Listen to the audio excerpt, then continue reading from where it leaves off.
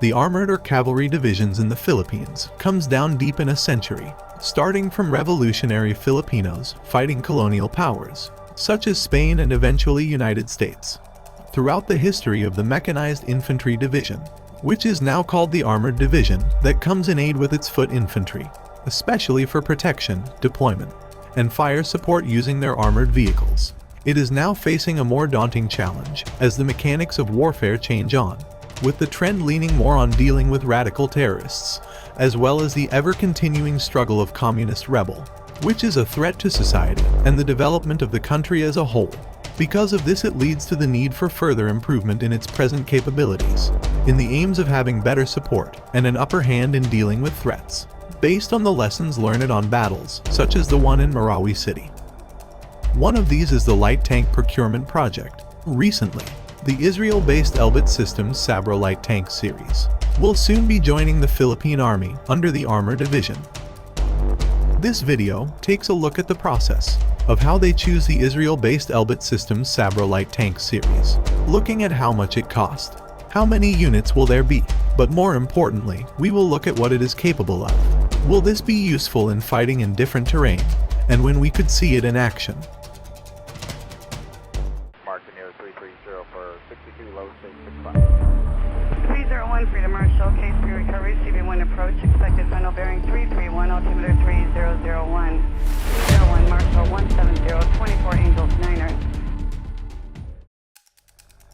The Philippines Army decided in early 2020 to purchase the Sabrah Light Tank series, based on ASCOD II tracked tank and Pandur II 8x8 wheeled platform, as part of Elbit Systems' global cooperation with Tier 1 military platform manufacturers, produced by Israel's Elbit Systems. The Philippine Army order consists of 18 Sabrah ASCOD II tracked tanks, 10 Sabrah Pandur II 8x8 wheeled tanks, 1 ASCOD II armored command vehicle, and 1 ASCOD II armored recovery vehicle.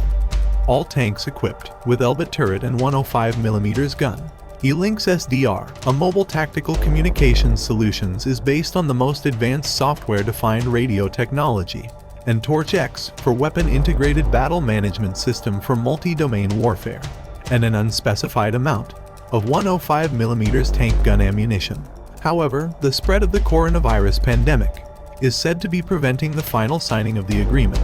The estimated value of the first shipment is about $30 million. Elbit's competitors for the Philippine Army light tank tender were the Turkish-South Korean joint venture of Hanwha Otokars, with their K-21-105 tracked light tank, and the Arma 105 tank destroyer,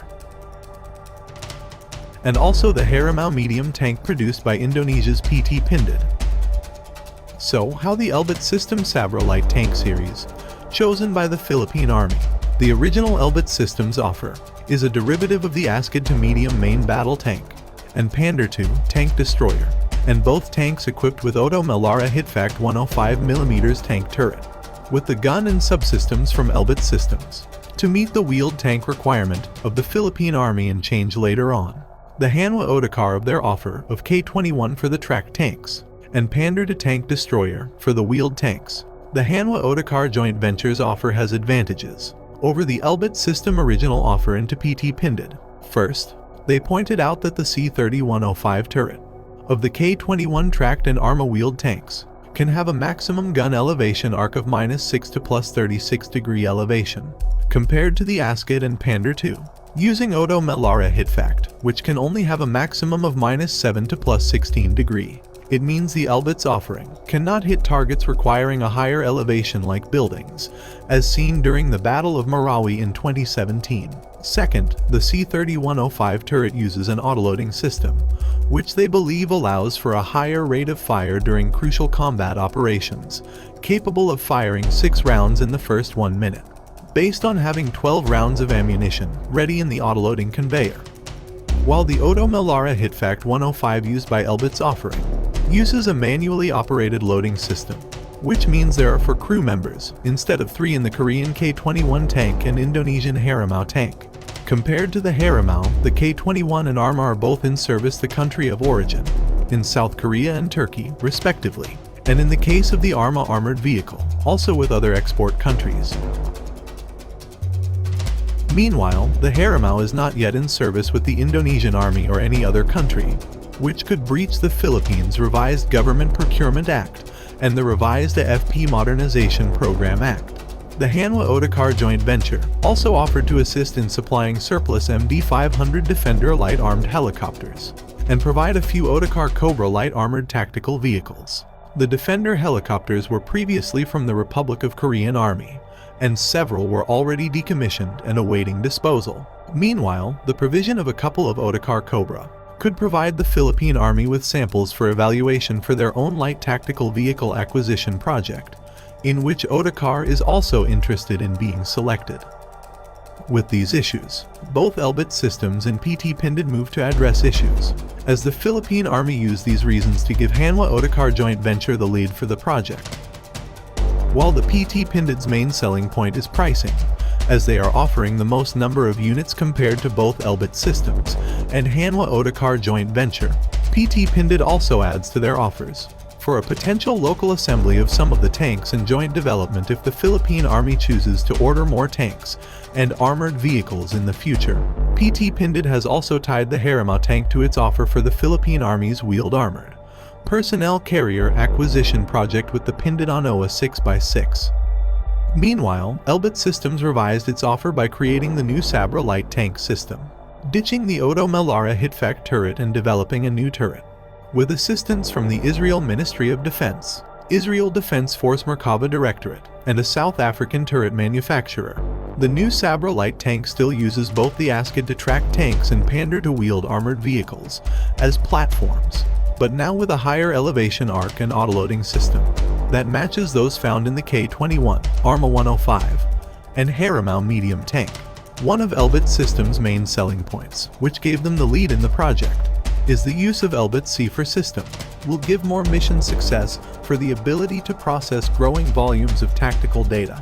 It means networking different units on the move. This system will open up a new horizon for land forces of the Mechanized Infantry Division, with new capabilities like shared situational awareness and decision support, and all the benefits of integrated command chains and optimized logistics, which are already in service with the Philippine Army's upgraded M113A2 and 155mm towed howitzers, and the upcoming M113 armored mortar carriers, and Atmos 155mm self-propelled howitzer systems. The recent win of Elbit Systems to supply the E-Link software-defined radios, which are compatible with the C4 systems installed on the Sabrah light tanks, made it even more apparent. All three offers from Elbit, Hanwha Otakar joint venture, and PT Pindad are excellent offers and able to come up with good reasons to be selected. Now let's see what the Sabrah light tanks is capable of. It has 3 crews: the driver, gunner, and commander. Both tracked and wheeled tanks are equipped with Elbit System autoloader 105mm gun turret, and can carry a total of 36 ammunition, with 12 in autoloader drum and additional 24 rounds stored in the hull, and can fire 6 rounds per minute. It has combat effectiveness of 3,600 meters. The gun can fire a wide range of NATO ammunition, including high explosive squash head, armor-piercing fin-stabilized discarding saw butt, as well as advanced ammunitions, with a 7.62mm coaxial machine gun, a 76mm smoke grenade with 8 launchers. It also has sophisticated fire control system, panoramic sight with advanced electro-optic sensors, day or night vision and LRF, for an effective day or night and all-weather fighting conditions.